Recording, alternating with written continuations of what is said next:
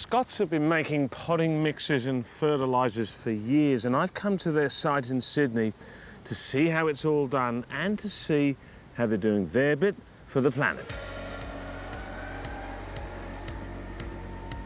The impact that industry and manufacturing and businesses have on the environment is very much a global issue, and I'm here to chat to Andrew O'Carrigan to find out more about what Scots are doing. Andrew, obviously you need to use a lot of plastic packaging with your products, like your potting mixes.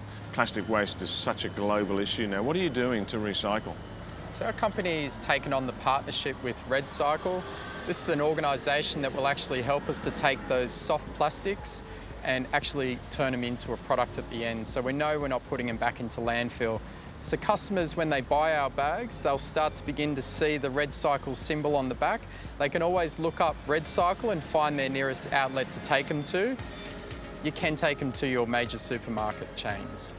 Osmocote controlled release fertiliser has been around for a long time now, but some people have concerns about will the fertiliser pollute rivers and waterways. Tell us a bit about Osmocote. Osmocote works by the action of temperature and moisture.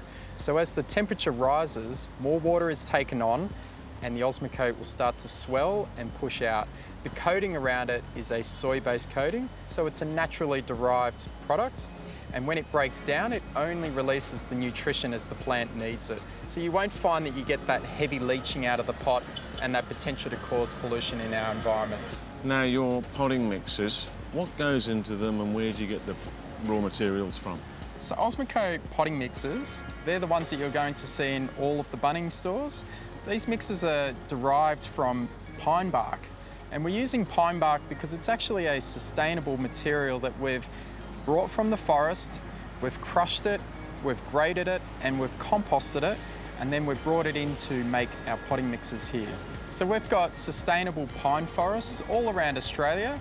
We've got a few different species across Australia, but these are being used primarily for timber and construction, but you might find there's also harvested timber that might go to paper mills, so that all that waste material, which is the bark on the outside, would often just be left in the forest and somehow piled up and not used. We've looked at that and created a resource out of it and found that we can actually grow plants in it when composted really well.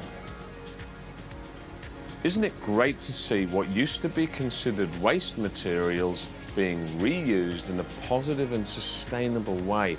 And it's reassuring to know that we, as gardeners and consumers, can make good choices for the environment.